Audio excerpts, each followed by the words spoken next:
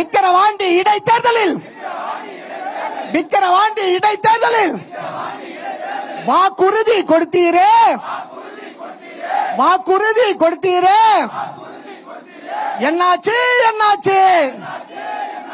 மாடலா மாடலா?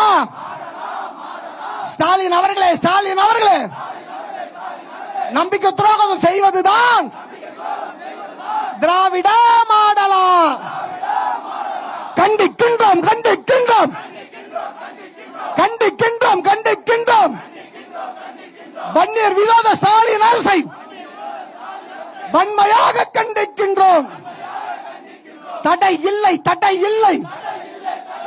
வன்னியர் உள்ஒதுக்கீட்டிற்கு சட்டம் இங்கு தடை இல்லை. வஞ்சிக்காதே, வஞ்சிக்காதே. ஸ்டாலின் அரசு, திமுக அரசு வன்னிய மக்களை வஞ்சிக்காதே. கூடாதா கூடாதா கூடாதா கூடாதா?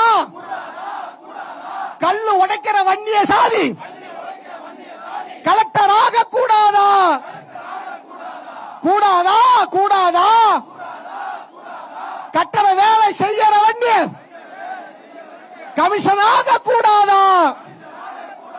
கெடுத்தாயே கெடுத்தாயே கெடுத்தாயே கெடுத்தாயே. வன்னியர் வீட்டு பிள்ளைகள் படிப்பை கெடுத்தாயே கெடுத்தாயே. தடுத்தாயே தடுத்தாயே. வன்னியர்களின் வேலை வாய்ப்பை தடுத்தாயே தடுத்தாயே. போட்டாயே போட்டாயே. வன்னிய சோற்றை மண்ணை அள்ளு, வன்னிய சோற்றில் மண்ணை அள்ளு. போட்டாயே போட்டாயே. வன்மம் கொள்ளாதே, வன்மம் கொள்ளாதே, வன்மம் கொள்ளாதே, வன்மம் கொள்ளாதே.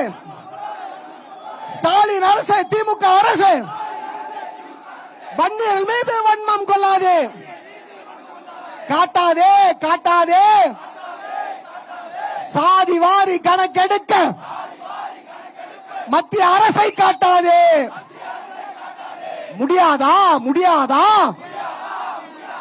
ஆந்திரா, ஒடிசா, பீகார் அரசு சாதி கணக்கை எடுக்கும் போது ஸ்டாலின் அரசை உங்களால கணக்கெடுக்க முடியாதா? அவசியமில்லை, அவசியமில்லை, அவசியமில்லை, அவசியமில்லை. வன்னியர் இட பங்கீட்டிற்கு, வன்னியர் இட பங்கீட்டிற்கு சாதி வாரி கணக்கெடுப்பு, சாதி வாரி கணக்கெடுப்பு அவசியமில்லை, அவசியமில்லை, அவசியமில்லை, அவசியமில்லை. அருகதை இல்லை, அருகதை இல்லை, அருகதை இல்லை, அருகதை இல்லை, அருகதை இல்லை, அருகதை இல்லை, அருகதை இல்லை, அருகதை இல்லை. சமூக நீதி என்று பேச, சமூக நீதி என்று பேச விழுப்புரத்தில் திமுக அரசை கண்டித்து அன்புமணி தலைமையில் பாமக கண்டன ஆர்ப்பாட்டத்தில் ஈடுபட்டு வருகிறது. இது தொடர்பான விவரங்களோடு இணைகிறார் எமது செய்தியாளர் ராஜேஷ். அவரிடம் பேசலாம். வணக்கம் ராஜேஷ், என்னென்ன குற்றச்சாட்டுகளை முன்வைத்து என்னென்ன கோரிக்கைகளை வலியுறுத்தி இந்த கண்டன ஆர்ப்பாட்டமானது நடைபெற்று வருகிறது? விவரம். சரிதா, வணக்கம். பாட்டாளி மக்கள் கட்சி சார்பில் அக்கட்சியின் தலைவர் அன்புமணி ராமதாஸ் தலைமையிலே இந்த கண்டன ஆர்ப்பாட்டம் நடைபெற்று வருகிறது. அவர்களின் நீண்ட நாள் கோரிக்கை அனைத்து சமுதாயங்களுக்கும் உரிய இடஒதுக்கீடு வழங்கப்பட வேண்டும், அதற்கு சாதிவாரி கணக்கெடுப்பு எடுக்கப்பட வேண்டும், குறிப்பாக வன்னியர்களுக்கு 10.5% இடஒதுக்கீடு வழங்க வேண்டும். தற்போது எம்பிசி என்ற பிரிவில் 20% இடஒதுக்கீடு வழங்கப்படுகிறது. ஆனால் அதில் 115 சமுதாயங்கள் இருப்பதனாலே அதில் பெரும்பான்மை சமுதாயமாக இருக்கக்கூடிய வன்னியர்களுக்கு போதுமான இடஒதுக்கீடு கிடைக்கவில்லை. அதன் காரணமாக அந்த 20% பிரித்து தனியாக 10.5% இடஒதுக்கீடை கொடுத்தால் அதன் மூலமாக வன்னிய இளைஞர்கள் படிப்பிலும் வேலைவாய்ப்பிலும் முக்கியத்துவம் பெறுவார்கள். தமிழ்நாட்டின் பெரும்பான்மை சமூகம் வளர்ந்தால்தான் ஒட்டுமொத்த தமிழ்நாடும் வளர முடியும் என்பது பாட்டாளி மக்கள் கட்சியினுடைய ஒரு வாதமாக இருக்கின்றது. ஏற்கனவே தமிழக அரசால், அதாவது அதிமுக ஆட்சி காலத்தில் வழங்கப்பட்ட 10.5% இடஒதுக்கீடு உச்ச நீதிமன்றத்தால் நிறுத்தி வைக்கப்பட்டது. அப்போது சில விஷயங்களும் தெரிவிக்கப்பட்டது. வன்னியர்களுக்கு உள் இடஒதுக்கீடு வழங்குவதிலே எந்த தவறும் இல்லை, ஆனால் அதற்கு உரிய தரவுகள் வேண்டும். அவர்கள் எவ்வளவு பேர் பாப்புலேஷன் இருக்கிறார்கள், அவர்களின் சமுதாய நிலை தற்போது என்னவாக இருக்கின்றது, இது போன்ற தகவல்களை தமிழக அரசு சமர்ப்பித்துவிட்டு நீங்கள் உள் இடஒதுக்கீட்டை வழங்கலாம் என்று உச்சநீதிமன்றம் தெரிவித்திருந்தது. எனவே உச்சநீதிமன்றம் ஆணையிட்டு இன்றுடன் 1208 நாட்கள் ஆகும் நிலையில் இதுவரை அதனை தமிழக அரசு நிறைவேற்றவில்லை. தமிழக அரசு சாதிவாரி கணக்கெடுப்பு எடுப்பதற்கான பணியும் தொடங்கவில்லை. வன்னியர்களுக்கான உள் இடஒதுக்கீடு வழங்குவதற்கான பணிகளையும் அவர்கள் தொடங்கவில்லை. எனவே திமுக அரசு தொடர்ந்து அநீதி இழைத்து வருகின்றது என்று பாமக தலைவர் அன்புமணி ராமதாஸ் குற்றச்சாட்டை முன்வைத்து விழுப்புரத்தில் இந்த கண்டன ஆர்ப்பாட்டத்தை நடத்தி வருகின்றார். விழுப்புரம் மட்டுமில்லாமல் சுற்று வட்டார மாவட்டங்களை சேர்ந்த ஆயிரக்கணக்கான அந்த பாட்டாளி மக்கள் கட்சியை சார்ந்த இளைஞர்கள் என பலரும் இந்த ஆர்ப்பாட்டத்திலே பங்கேற்றிருக்கிறார்கள்.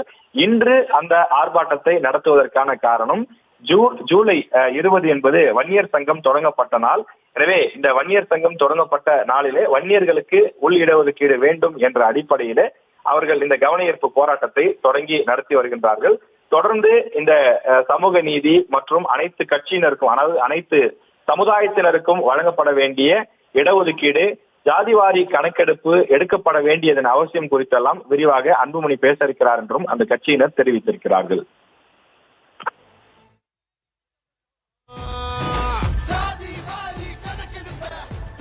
விவரங்களுக்கு நன்றி ராஜேஷ்.